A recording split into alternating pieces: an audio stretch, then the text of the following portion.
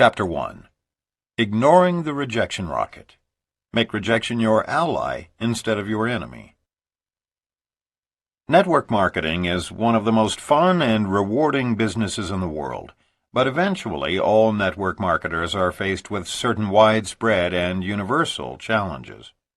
No matter how long we participate in multi-level marketing, MLM, and no matter how successful we become, there is always the possibility that we will be shot down temporarily by the most prevalent and dangerous weapon of all, the rejection rocket. It can and will strike any time, rendering us virtually immobile, thus destroying our enthusiasm and excitement, which are the essential qualities for success. Rejection by your spouse. Everyone faces rejection in life. But what makes our form of rejection so very devastating is that it often comes from the very people we most love and respect. Our spouse, our parents, our best friends, and business associates. We are convinced that rejection causes more people to fail in MLM than any other factor, and often they fail literally before they ever begin, because their approach is from the head, not the heart. Here's the classic scenario. Bob is at a transitional place in his life and open to a career change. He is receptive to listening to a new business concept. He goes to a network marketing meeting, and for the first time, everything makes sense. He may have considered working in this industry 4 or 5 times before, but he was never in a change mode during previous presentations. Now, because he's about to be laid off, he has a transitional mindset. So not only does Bob begin to see the wisdom in networking, but he actually finds himself enthusiastic about the earnings potential. Throughout the second half of the 1-hour presentation, he begins to make a mental list of the friends and associates whom he knows would be excellent at recruiting. Now, let's look at 2 possible outcomes.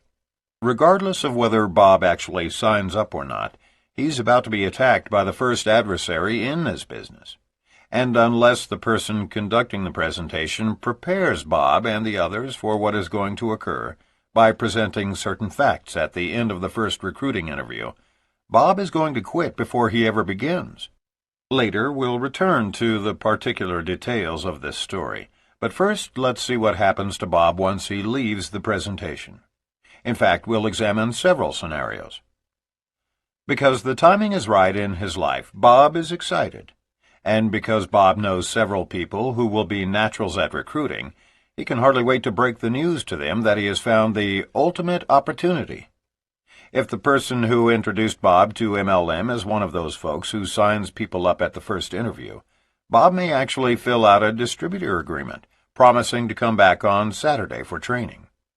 More than likely, he won't be asked to sign up at the first meeting, but will instead promise to think about the business and call the presenter back with his answer. However, unless the recruiter carefully prepares Bob for rejection, Bob is now set up for failure. He's excited, though he may not have admitted that to anyone yet. But Bob is about to be blindsided by the rejection rocket, an inevitability seldom explained properly by most recruiters. Because he hasn't been trained, here's what happens. First, Bob corners his wife. He's really excited, and the conversation goes something like this. "Honey, our worries may be over. I think Phil has given us a gift from God. You remember how I explained the cutbacks at my company, and how I told you I could actually be one of the future fatalities?" "Yeah, Bob, but you don't really think after all these years that you could get laid off? I mean, you weren't serious, were you?" His wife finds this inconceivable. "Honey, listen, it doesn't matter. I was just over at Phil's, and he and Nancy have gotten into a new business that looks really great. I can't believe how much money there is to be earned and freedom to be gained. Honey, Phil is about to get his first big check. And I brought home some samples of the products. Nancy is blown away by this cream and shampoo. Here, I brought some home for you to try. She wants you to call her." The rejection rocket is aimed directly at Bob's head and is about to be launched. Bob's wife takes the 2 packets of moisturizer and shampoo from him, looks at them, then at him incredulously. "Wait a minute, Bob. You're serious, aren't you? Let me get this straight. You've been with your company for 7 years. We have a company car, health insurance, and we just bought our dream home. Your boss loves you like his own son and is about to recommend you to the Golden Acres Country Club. They lay off a few lousy executives, and now you're seriously thinking about giving up a legitimate career and all those years I suffered to put you through your MBA program to do some pyramid scheme. Please, Bob, tell me this is a bad dream. Tell me I'm not hearing you say this. Bob grins and reaches out to touch his wife's arm, and she jerks it away, snarling like a cornered wharf rat. He hasn't seen that look on her face since he accidentally backed over the puppy last summer. No, honey, you aren't listening. We've got a chance here to get in early. We can be earning over $20,000 a month in a year. Do you realize how many hours I've been working? The baby cries when I pick her up because I'm virtually a stranger. They've laid off 35 men and women this quarter, and I could be next. Honey, look, I'm telling you, Phil and Nancy are our friends. They aren't— Oh, come on, Bob, interrupts his wife. You yourself have said that Phil is irresponsible. He failed at that tire company. He failed at life insurance. Then he tried that stupid greeting card deal, and we both laughed at how dumb that was. Bob, you're not thinking straight. She softens and launches a new tactic. Bob, honey, we're set. You said so yourself. And besides, what am I going to tell my parents? That you left your company to sell shampoo door to door? Bob has just heard the same spousal arguments that countless other men and women have heard over the years. It could easily have been Bob leveling the same objections at his wife, who just returned from her first serious network marketing presentation. Often it's the wife who is bombarded by personal affronts from her husband. Had Bob simply said nothing until he could get his wife to Phil and Nancy's for a legitimate presentation, the rejection rocket would have never been launched. Or, had the approach been emotionally positive instead of intellectually negative, the outcome might have been different. But keep in mind that even if the circumstances differ, the outcome is often the same. This discussion could have happened on a Sunday morning following a Saturday training session in which Bob had already signed a distributor application. It doesn't really matter. The point is this. We are convinced that as many as 50% of all potentially successful networkers fail before ever getting started because their sponsor does not prepare them for the spouse rejection rocket. The tragedy is that those very circumstances could quite easily be minimized, if not completely eliminated, through preparation and proactive measures. It's the responsibility of every recruiter to fully prepare prospects for rejection, then provide them with the tools to overcome rejection. Phil should have insisted that Bob bring his wife to a full-blown presentation, either at this first briefing or at another one soon to follow.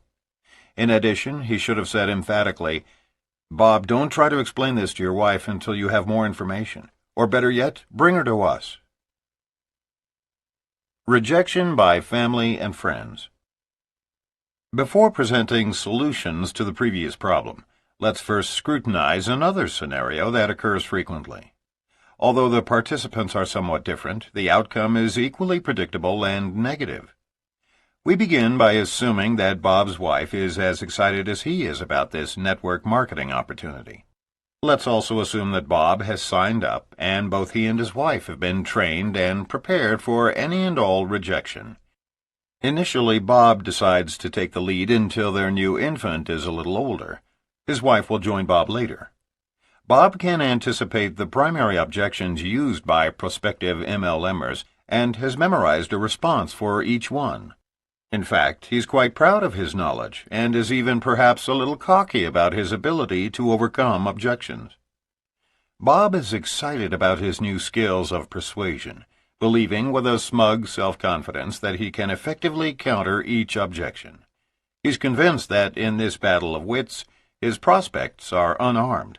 He fully expects to win any and all debates about network marketing, and prove to each of his friends that his new venture is far superior to traditional business.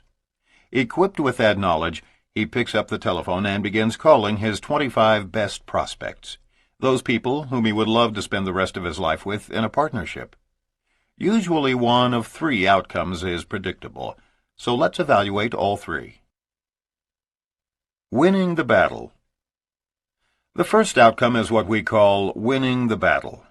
Bob has just gotten past his close friend's secretary and is beginning his prospecting conversation. This is a man Bob has known since high school. Their lives are quite different now, so they see each other infrequently, but have nevertheless retained their warm friendship. The conversation begins with small talk, but let's move ahead to the actual dialogue about the business. Bob begins his approach. "You know, Steve, the other reason I called is to try to set up a convenient time when you and Sally can come over and take a look at a new business my wife and I have—" Steve cuts in. "Bob, it sounds like one of those pyramid deals to me.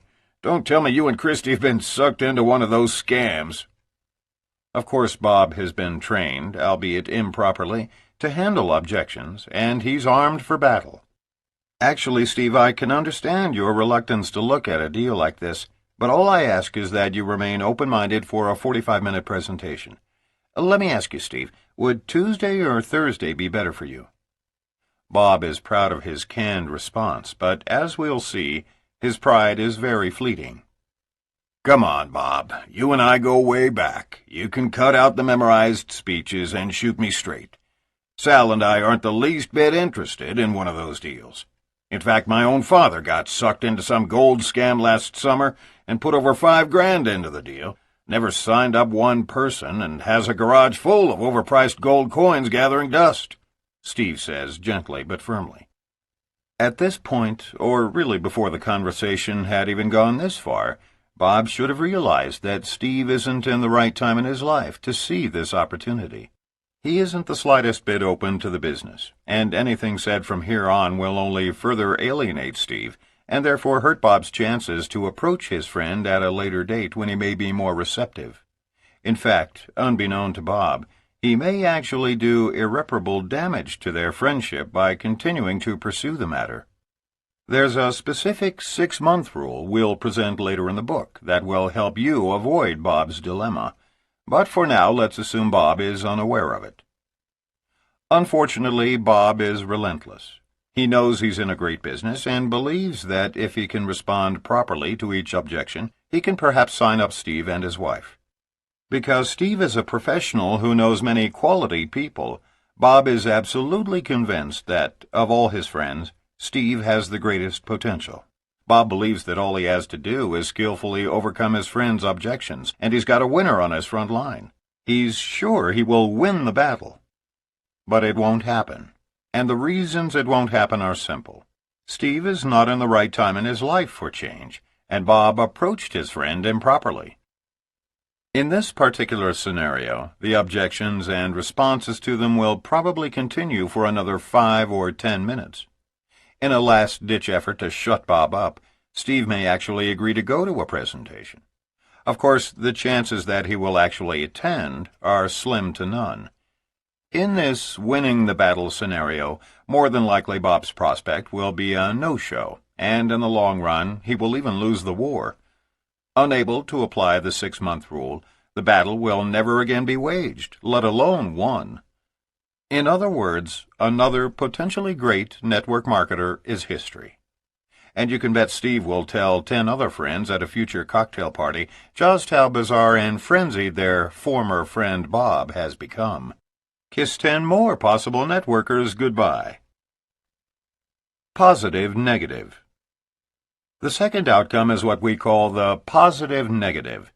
In this scenario, the very instant Bob mentions his intentions, Steve jumps in and aggressively points out how much he hates business deals with friends, detests MLM or any other home business pyramid, and adds, "By God, it better never surface again in the course of our friendship."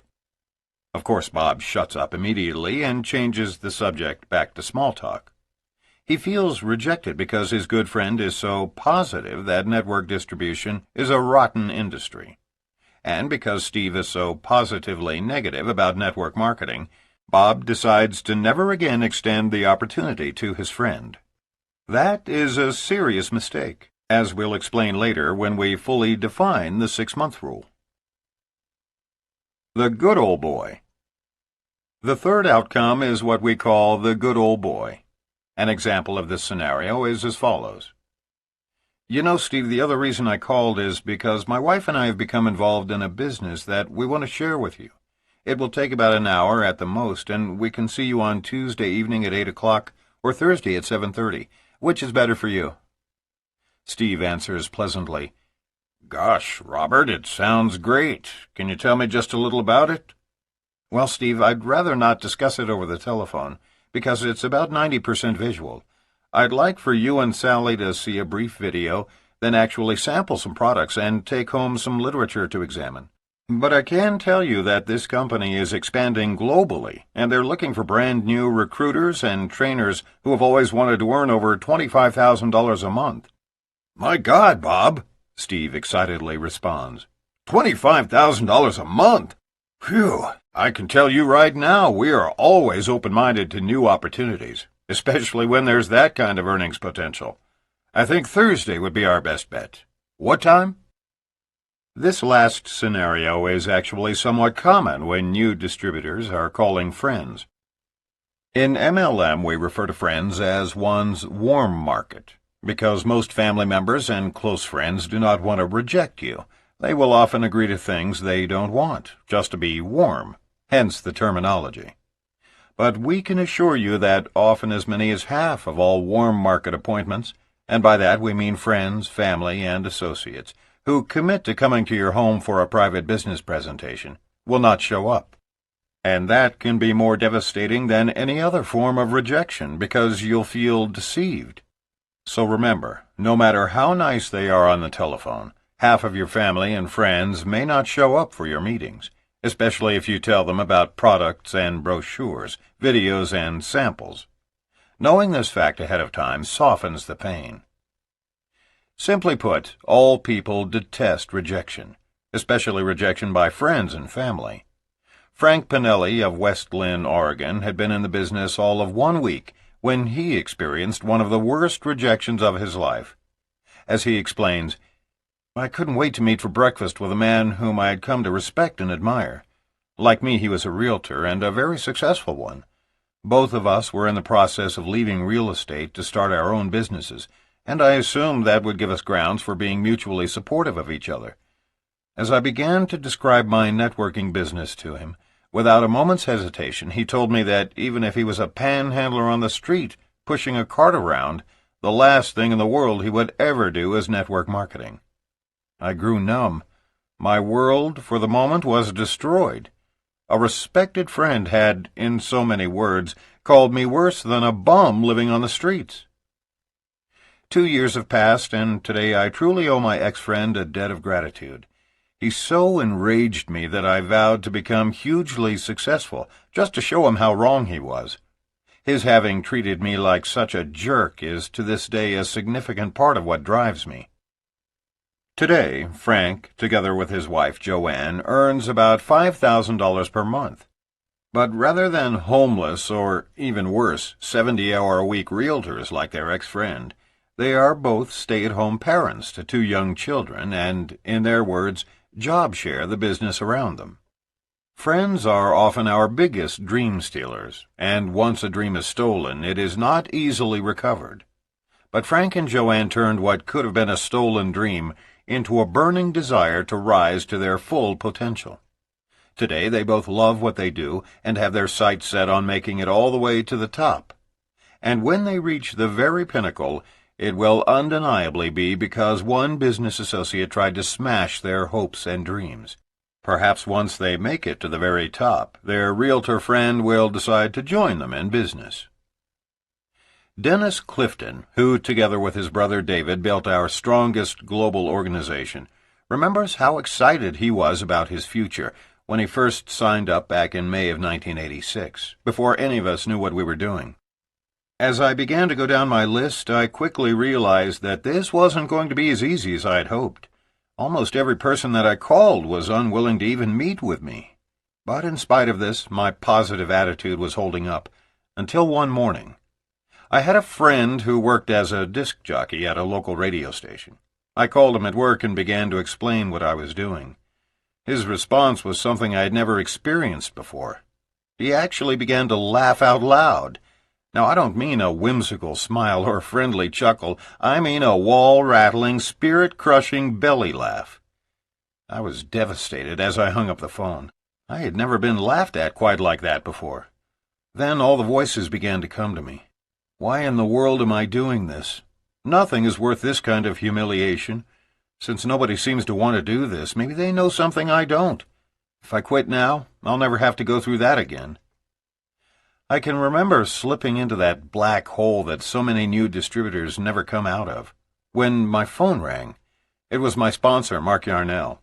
He asked, "Hey, big boy, what's happening?"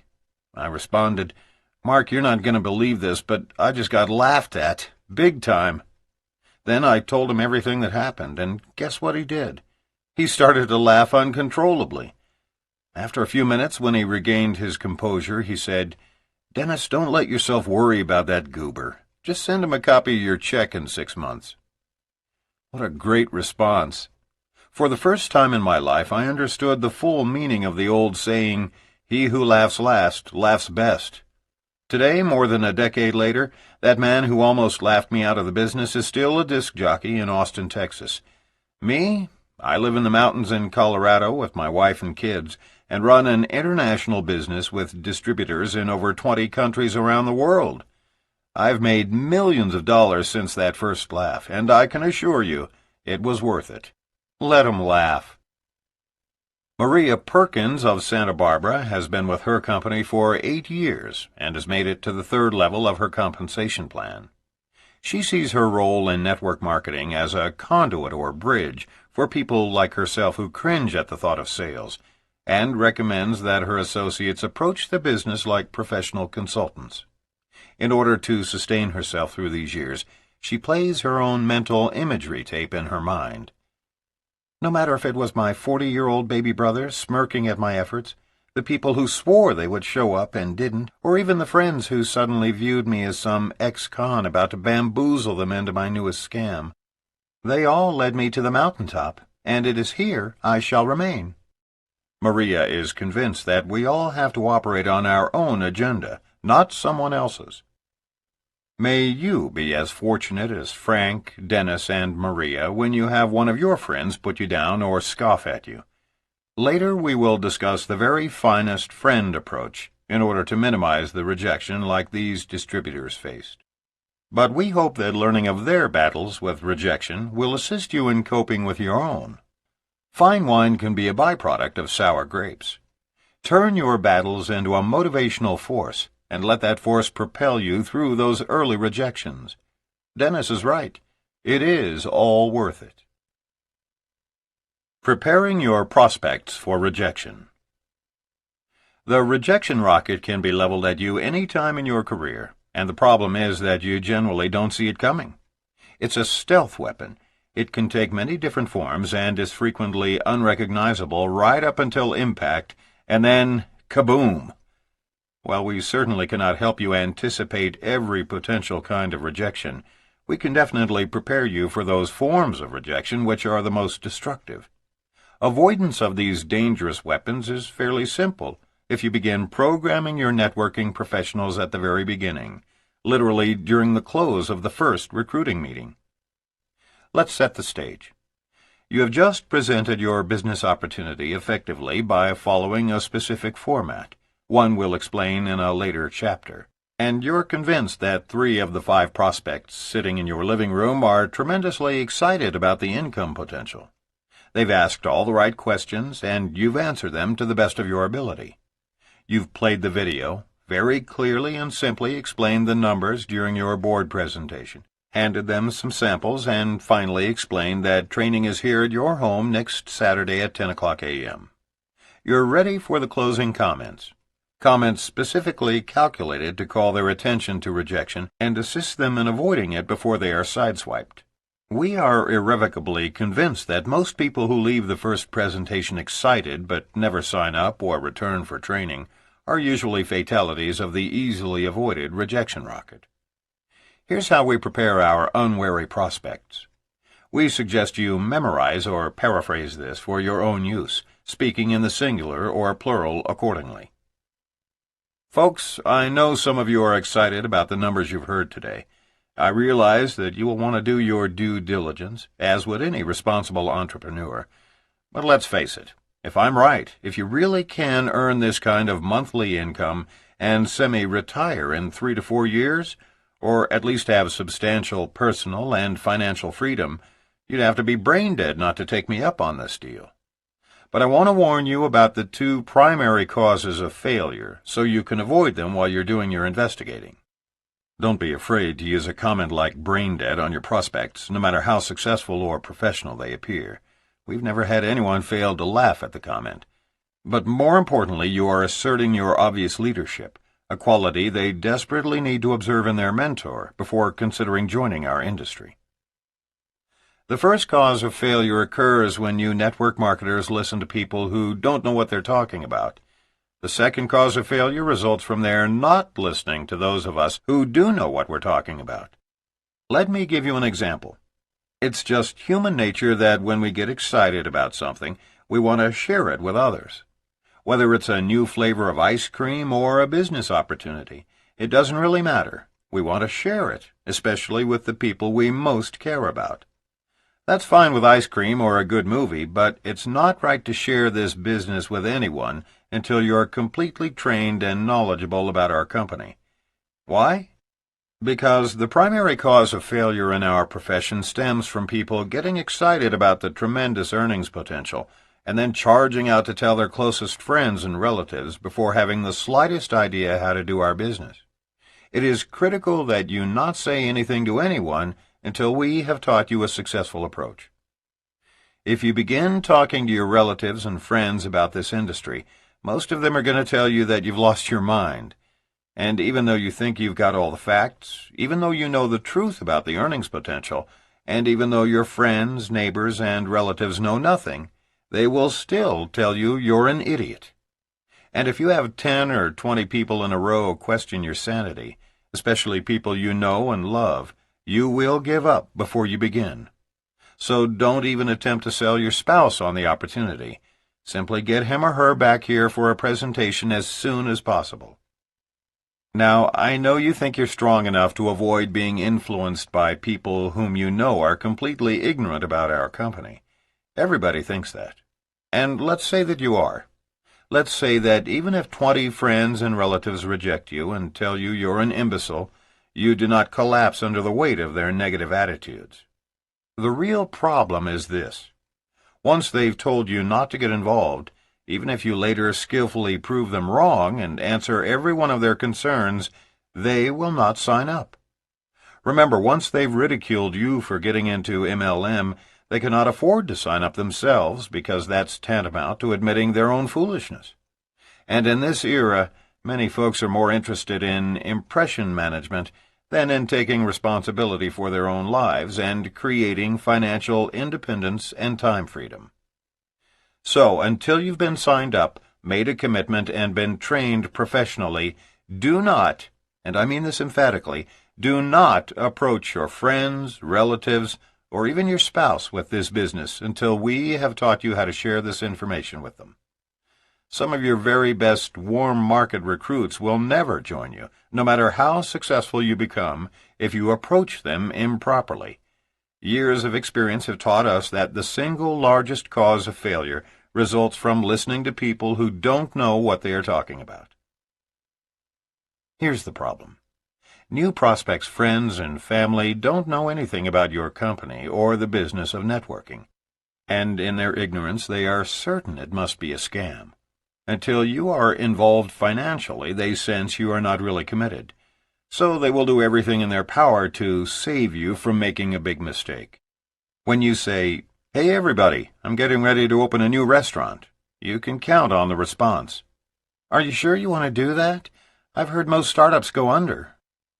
However, once you have already made the investment, your family and friends will do everything in their power to support you in your new venture.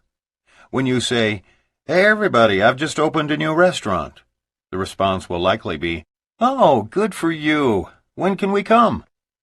Rejection by family and friends is by far one of the biggest challenges in network marketing. But you can only change their attitudes by changing your own. After you've elevated your own self-esteem and confidence level, only then will you be able to help others elevate theirs, often altering their opinions, strengthening your family's support or interest, and opening doors to your friends and associates. We wrap up our business presentation by discussing the second cause of failure, not listening to those who do know what they're talking about. If any of you do decide to sign up and become my frontline associates, you must also be willing to duplicate exactly what I teach you. This business is totally different from traditional business, and if you're going to sign up and then try to reinvent the wheel, you're going to fail. So promise me you'll follow our system, or, frankly, I'd rather not even have you sign up. Fortunately, we are in an experienced organization, and we know what we're doing. Your first 90 days are critical, and we start the clock today as you begin your decision-making. That dialogue is the way we close our in-home recruiting presentations nearly verbatim. In fact, as prospects are preparing to drive away, we will frequently remind them one last time. Don't forget, please don't attempt to explain this business to anyone, especially your spouse, until after you've been trained. As they depart, we are already beginning to visualize them as partners. The rejection rocket can be deterred quite effectively if it is anticipated and fully understood by new networkers and prospects. Actually, if you train new frontline people properly based on the systems we will advance throughout this book, rejection will be the least of your worries. In fact, once new distributors finish with their warm market prospects and enter the cold market, rejection is one of their greatest allies. Why?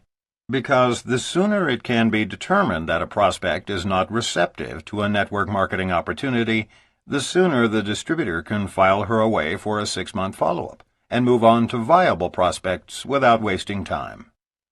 Like so many network marketers, Paul Del Vecchio and Jennifer Tallow of Berkeley, California, are still struggling to build their group.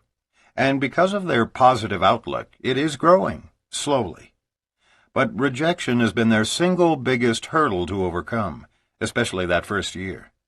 In Paul's own words, "I'm sure there are people who breeze into MLM and skate their way to the top, but this was not my case. I'm a college dropout who spent my young adult years pursuing poetry, the classical guitar, and Eastern philosophy. I had no background in business, spent most of my time in seclusion, and drove an old '76 Chevy pickup with a snaggle-tooth bumper that I couldn't afford to have repaired.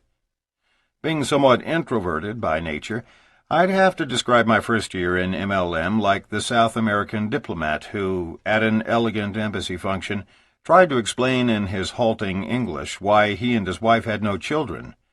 "My wife, she is impregnable." But when that clearly didn't evoke the response he had expected, he tried again. "I mean, she is unbearable." Puzzled by their shocked expressions, he tried one more run at it with, No, what I mean to say is, she is inconceivable." I felt just as inadequate as that diplomat in my communication skills as I loaded up my truck and went down to the business district to approach strangers in suits about big money and free time, and let me tell you, they were not at all amused. And so I systematically tried everything under the sun to avoid the pain of rejection, including the art of managing a non-existent downline, but it always comes back to taking action and maintaining a positive, open attitude. Napoleon Hill, the author of the classic Think and Grow Rich, helped me understand that my state of mind must be one of absolute belief in what I am communicating to others and in my ability to deliver the message, not just a mere hope or a wish. For me, this business has been the greatest self-development course in the world. As I leave the house to prospect, I've learned that I can create one of two mindsets. I can strive to be well received by those I approach, and that is a one-step process called perseverance. Or I can try to avoid the pain of rejection, and that is a 3-step formula. Say nothing, do nothing, be nothing. Persistence coupled with absolute belief can never be defeated. And that is precisely why we know that Paul and Jenny will prosper abundantly. Call reluctance. Often the mere fear and anticipation of rejection will keep new networkers at home. Fear of getting started is one of the primary causes of failure in our industry. It is an obvious but unspoken phenomenon. New marketers will hide behind the need to study the products more or attend a few more meetings, watching how you do it over and over, even though they've already seen it 10 times. They will gladly attend training meeting after training meeting, invest time in their new business by listening to audio tapes on how to prospect and overcome objections, and generally do anything and everything possible to avoid actual prospecting. They will become involved in all manner of unproductive activities just to avoid having to, in the words of the great Nike, just do it. Then, after days, weeks, and sometimes even months of such busy work, they will decide that this business just doesn't work. After all, they haven't succeeded in building an organization. The reason is clear to everyone except them. The mere anticipation of rejection leads to call reluctance, which can, and often does, lead to failure. Often, a week or so before they quit, we hear the essence of their failure in the remark, "If something doesn't happen soon, we're going to have to get a job to make ends meet." In traditional business, things may just happen, but in network marketing, success comes to those who make things happen. And by the way, call reluctance is not an experience limited to non-professionals. Often it's the most sophisticated executives who carry this secret phobia, not of actually being rejected, mind you, but of the fear that they might be. Mark recruited the mayor of a major southern city, and after 6 months of virtually zero activity, he asked the mayor for his warm market list. He reluctantly handed over his top 25 names, but Mark couldn't find one person whom the mayor had actually called. In the final analysis, the mayor had to admit that he was afraid to call those friends because an election year was approaching and he didn't want to risk damaging his reputation with his constituents. He quit, having never called one prospect because of his fear of rejection. He later had the audacity to state publicly, after failing in a second network marketing company for the same reason, that MLM is a scam. He came to that conclusion without ever having called a single prospect. Not being taken seriously. Those who make it past the initial fears of getting started will often be assailed by other elements of the rejection rocket. Common among women is not being taken seriously, one of the most degrading forms of rejection. It is common for an interested male prospect who is shown the business opportunity by a professional woman networker to think something like, "I'll have to talk to my wife about this little home business." It's not a case of the woman being ineffective or the man being demeaning. It's just that most men cannot identify with having a woman recruiter who is working at home. And if she is distributing cosmetics or some other product or service with which he cannot relate, that only serves to compound the problem. No matter how strong a female leader is, in some cases the male ego cannot be assuaged by her alone. On these occasions, the potential rejection can be sidestepped by having a male upline or a male partner assist her in closing such prospects. This is not codependency, but rather part of the intrinsic nature and value of what we call double-gender closing, because ours is a team-based business. First-year associates need not close prospects alone. It's teamwork that earns leaders the right to receive multi-level compensation. In some situations, women have discovered that their gender challenges come from within rather than from without. Historically, men have had more self-confidence, while women still struggle with poor self-esteem. For years, some women have been financially dependent on their husbands, and frequently overlooked for promotions in the workplace. We realize this is changing in America, but this phenomenon is still prevalent in Eastern cultures and among older generations. Women have so very much to offer this industry, their companies, their husbands and male partners, and certainly the members of their own organizations. The problem has stemmed from an industry-wide lack of awareness about just how much women have to give and how needed feminine qualities are in today's global marketplace. The role of women is on the threshold of explosive change, along with their image. If you suspect that you are being rejected because of an attitude you project, then take some time to work on your own personal growth before attempting to build an organization. Read books, attend seminars, and listen to audio tapes to enhance your self-image.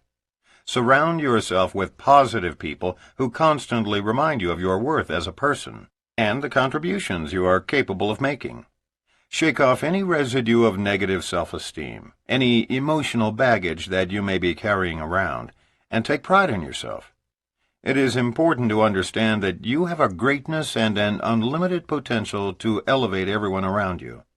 Practice exuding your inner strength with your head held high, and you will see an immediate difference in your general acceptance, your leadership success, and your income.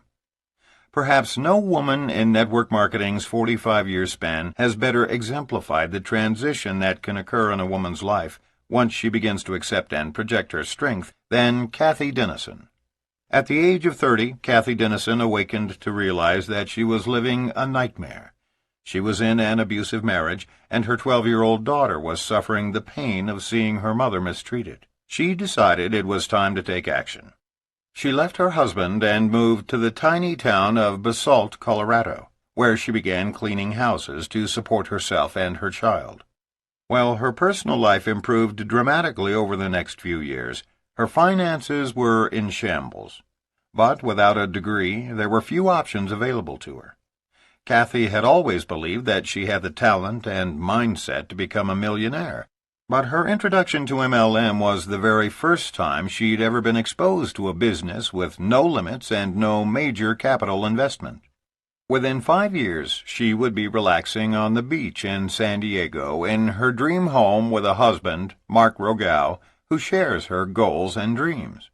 Many people were first introduced to Kathy Dennison and her remarkable story in Richard Poe's bestseller, Wave 3.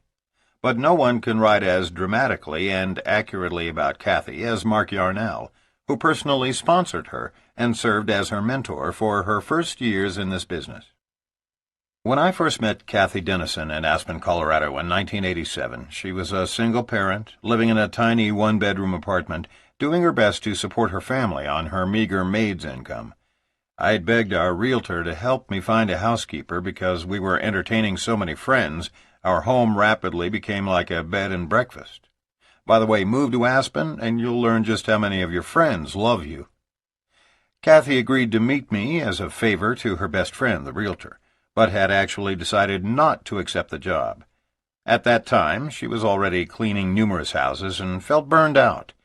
On the other hand, she really needed the money, and she owed the realtor a debt of gratitude for the numerous jobs she had arranged for Kathy after she left her abusive marriage. When Kathy walked into my home that first day, I was immediately impressed with two things. First, she was obviously an extrovert. Second, she had enthusiasm, a very warm smile, and although she was working as a maid, she was definitely a people person. Naturally, the old recruiting Yarnell came out, as he generally does whenever I meet a strong personality. But in Kathy's case, I suppressed my enthusiasm as rapidly as it surfaced, mainly because I wanted to devote a solid year to snow skiing, hang gliding, and writing the first edition of my book, Power Multi-Level Marketing.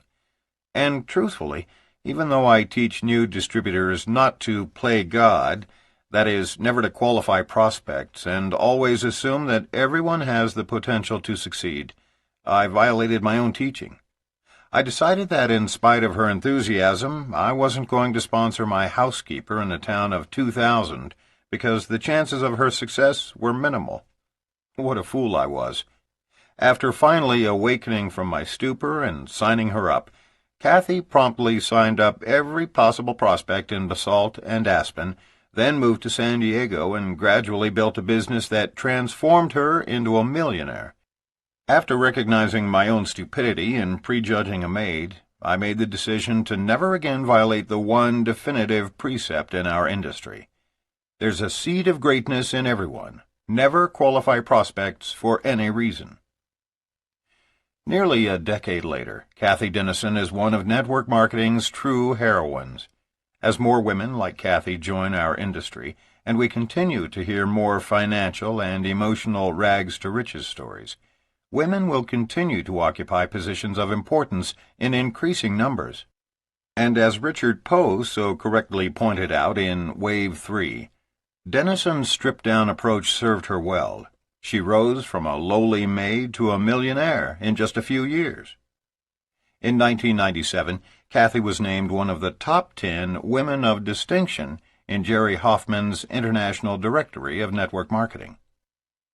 We spent an afternoon skiing in Switzerland during the winter of 1997, and when we returned home, we saw the familiar red light on our answering machine signaling that we had a message. That simple 2-minute message meant as much to us as any other achievement in either of our lives. Mark flipped the on button, the machine rewound, and there, in a broken voice, was our frontline associate, Kathy Denison. Her message was a simple, "Thank you for believing in me." That afternoon, Kathy and her wonderful partner/husband, Mark Rogow, had received their millionaire's pin from the Home Office, signifying that they had earned over $1 million, thus inducting themselves into the company's elite millionaires club.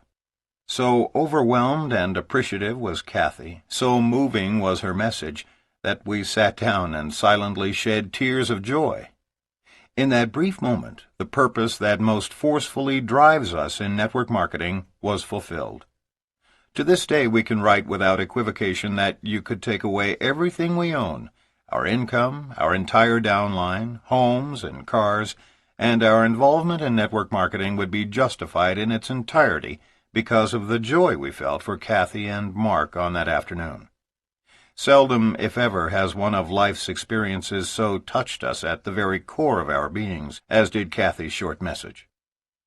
Kathy has an inner strength, a personal belief, and an unmistakable self-worth that allowed her to rise from maid to millionaire. We believe there are thousands of women out there just like her, and every one could succeed if they could shake off their limited programming. To any woman who may feel assaulted by the rejection rocket because of her own self-imposed struggle with a negative self-image, we suggest that you select another successful woman as a mentor. Allow her to coach you every step of the way, and duplicate her steps to success. Don't take rejection personally. New associates must be taught that a no thank you is not a personal rebuff. A waitress pouring coffee in a coffee shop might be told, "No thanks," by one, "No more for now," by another. She might be told, "I have plenty, thanks," or even, "I don't like coffee." But none of these responses sends her running to the ladies' room in tears because all of her customers rejected her. And yet that is comparable to what happens to brand-new distributors. They take no, however it is said, too personally. In our industry, a decline to participate in the opportunity most often means, "The timing isn't right for me now." Occasionally it means, "I don't like direct selling." But it never means, "I don't like you." Think of prospecting in MLM as a sifting process. Like the waitress walking around with a coffee pot, we are merely searching for those who would like to have what we have to offer. Accepting no is merely part of the process of finding those who say yes. Consider this fact. Of the first 67 individuals whom Mark first approached about joining his organization, 66 said no. This slow start was mainly because Mark abandoned his warm market. He was a minister at the time and felt that it would be a conflict of interest to call on his church members. So he began in a predominantly cold market. Later, he finally recruited a few parishioners after he was himself certain of his company's long-term stability. However, his first prospects were cold calls, and all but one rejected his offers to even see a presentation. Mark felt like quitting right then, and his sponsor actually did that week. Instead, Mark called Richard Call, his upline mentor, who persuaded him to remain in the business. Had Mark's original upline sponsor not become discouraged by rejection and stayed involved, he would have, after 5 years, been earning over $1 million a year off Mark's downline alone. By the time we married and merged downlines in 1991, it had exceeded twice that amount. That's what the rejection rocket can cost a person. Personal rejection is one of the toughest human emotions anyone can experience. But as we all know, life is about balance, and where there is rejection, there must also be acceptance. Dealing with it is an ongoing task. At one point, rejection nearly drove Phil Mims of Grapevine, Texas, out of networking. As he explains, I had a good career with 17 years in the wholesale jewelry business prior to getting involved with network marketing. That career gave me a good lifestyle, wonderful friends, and a professional ego. Making the transition into MLM meant starting over, forcing me out of my comfort zone. As I approached friends, family, and jewelry associates to be either my customers or to join me in business, I watched personalities change. Friends became cold and distrusting. My family began to snicker. Jewelry associates responded with concern for my sanity. It hurt me when they appeared to feel that I was taking advantage of them and abusing our relationships. I wanted to just say, okay, never mind, and head back into my comfort zone and secure jewelry life. I almost quit network marketing entirely. Those feelings continued for my first 18 months in MLM because my friends were important and their acceptance was crucial. Then it hit me. Some members of my downline began thanking me. They expressed their gratitude for my help and for leading them to great changes in their lives. Wow! The acknowledgement made my heart pound and my eyes tear up.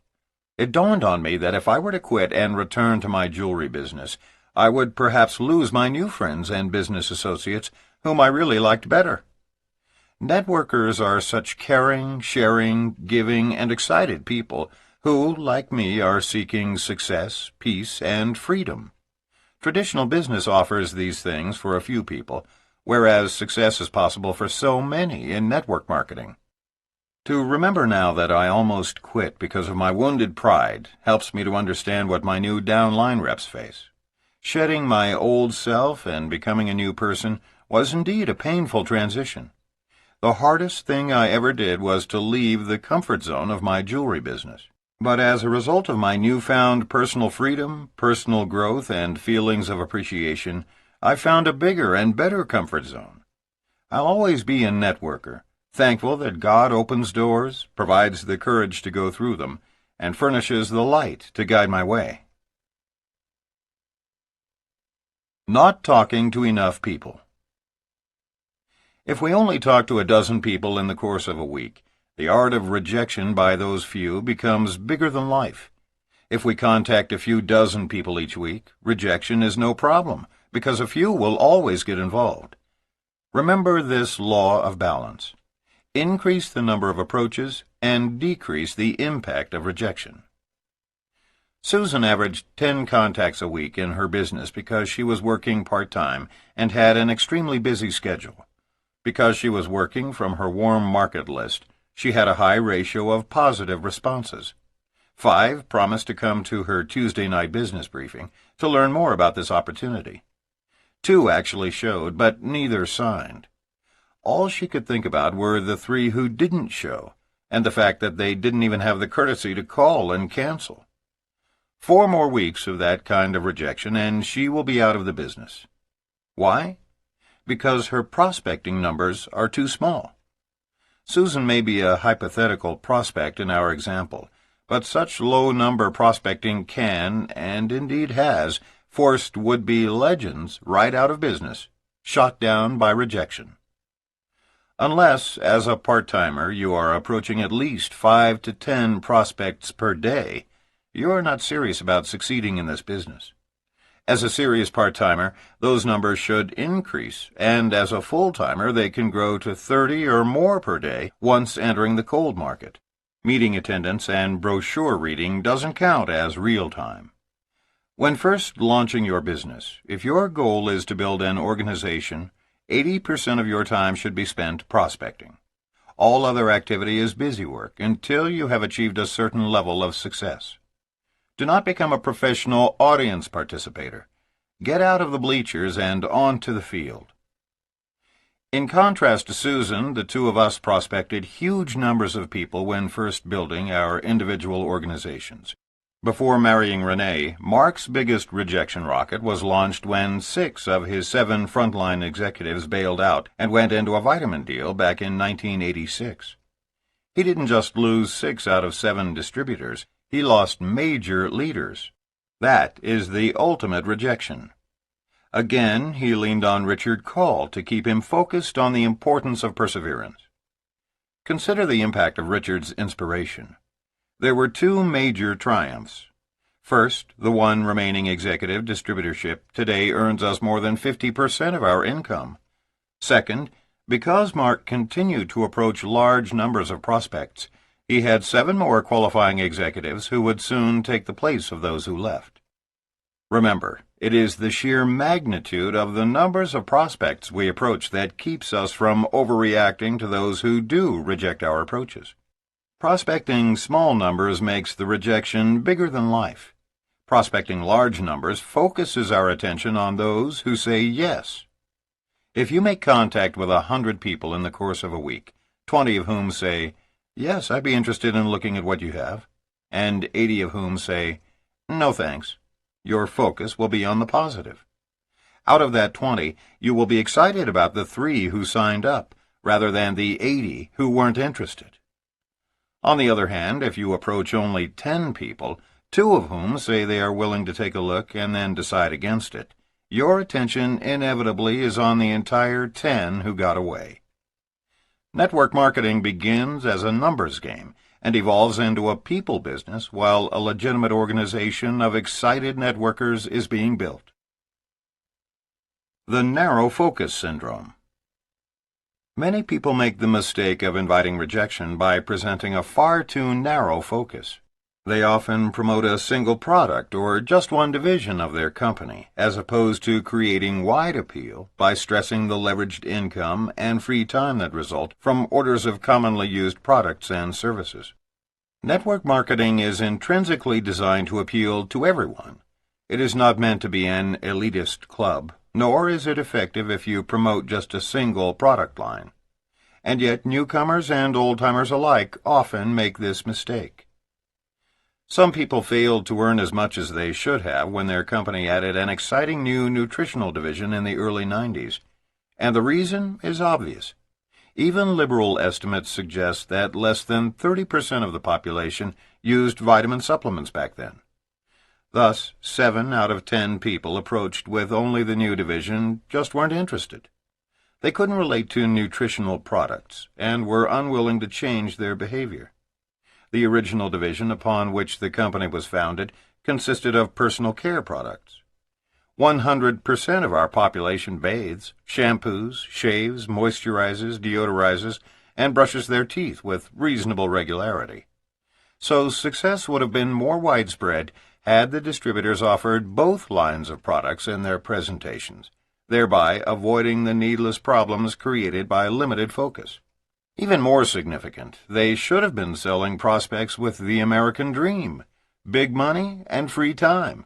Nearly everyone is interested in ways to achieve wealth, so focus your presentations on personal and financial freedom, making certain to call your prospects' attention to all your products, services, and divisions. This comprehensive approach is how legends ultimately build large and dynamic organizations. Turning rejection into positive motivation. John Corkill worked for a large title insurance company for 10 years, the same one his father had been employed by for over 40 years. They enjoyed working together and shared a track record of success. When corporate politics became unbearable, John, with his father's understanding and support, went to work for a competitor and tripled his income during the first year. Over the next 5 years, he created a 6-figure income. Then, due to a merger, he was laid off. His father, still with the original title insurance company, was now in charge of starting a new division and offered his son a full-time position, but the company could only pay him a pittance of his previous income. 1 week before he was due to start the job, John was introduced to network marketing. He found the right company and chose to go full-time immediately. After receiving the news, his father's comment was, "John, I guess everyone has to do something. However, if you fail at that one, you can always sell makeup since one of the largest companies is based right here in Dallas. But whatever you do, I just hope you're not going to come over to my house and try to push your products on your own dad. I know all about network marketing. Those people make $200 a month, and 9 out of 10 of them fail. John assured his father that his disapproval of the new career path he had chosen was understandable, and that he just didn't want to rely on his father for normal family support. When John did not become defensive, something clicked in his father, who seemed to realize that he was treating his son like a carpetbagger. He asked John to sit down and began inquiring about his goals. When his father was convinced that his son was fully committed to becoming the 1 out of 10 who succeeds, as he had done with the company in which they both worked, the father-son relationship was back on track. For John, the story of his father's rejection-turned-acceptance became a driving force that motivated him to stick with his new network marketing business. Not only is he well on his way, appreciative for his father's rejection and eventual acceptance, but John plans to retire at the same time as his father, so that they can enjoy the wealth together, grateful for his father having started him off on the right foot. Reaction to family rejection can often be redirected, becoming a positive force for building your business. Summary. Failure in network marketing often results from 2 problems. 1. The new distributor's argumentative approach in recruiting frontline people who have already made it obvious that the timing isn't right in their lives. 2. The mistaken belief that the goal is to overcome objections, sign up people at all cost, then drag them across the finish line through motivation and management systems. If warm or cold market prospects are approached properly, they will only reject your offer if the timing is not right, in which case you want to gently back off and reapproach them every 6 months. Rejection is your ally, not your adversary, and if handled properly, it will expedite your recruiting activities and actually set you up for a positive outcome. Don't talk about this business with friends or relatives until after you have made a commitment and have been trained. Make it a point to teach this at the close of your presentation. As you begin talking to prospects, you have the choice of creating one of 2 mindsets. 1. You can strive to be well received by those you approach by setting yourself up for a friendly callback. 2. You can try to avoid the pain of rejection by saying nothing, doing nothing, being nothing. Persistence, coupled with absolute belief, can never be defeated. When you are not getting the support that you desire from family and friends, begin first by focusing on your own attitude, and changes in their behavior will naturally follow. Once you are trained, begin immediately by picking up the phone and calling the people on your list. Don't let call reluctance and the fear of rejection stop you before you start on your adventure in network marketing. Rely on the credibility of your upline leaders. Remember, you are in business for yourself, but you are never in business by yourself. As their sponsor, prospects look to you as their mentor and leader. If you are feeling low self-esteem, read, study, listen to tapes, attend seminars, and do all that you can to continue working on your personal growth. As you grow personally, so will your networking business, and as your business grows, so will you. Building too slowly is discouraging, and often results in networkers focusing on those who rejected the opportunity, rather than on those who accepted an invitation to look at the business.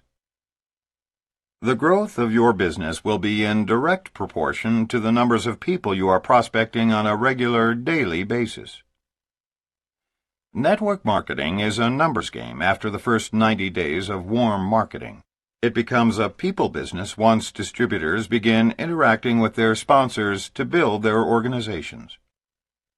Rejection is not to be taken personally, but merely as an indication that the timing isn't right in people's lives.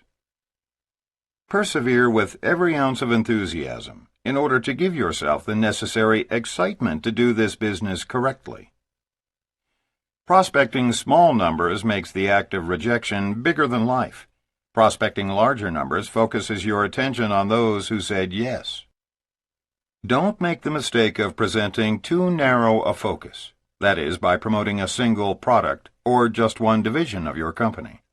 Create wide appeal by stressing leveraged income and time freedom based on generating orders of commonly used products and services. When retailing, 1. Offer your customers the opportunity to redirect their spending on commonly used products they are already using. 2. Educate your customers about all your new products or services, thereby undertaking to change their behavior. Rejection can be redirected to become a force for good in building your business.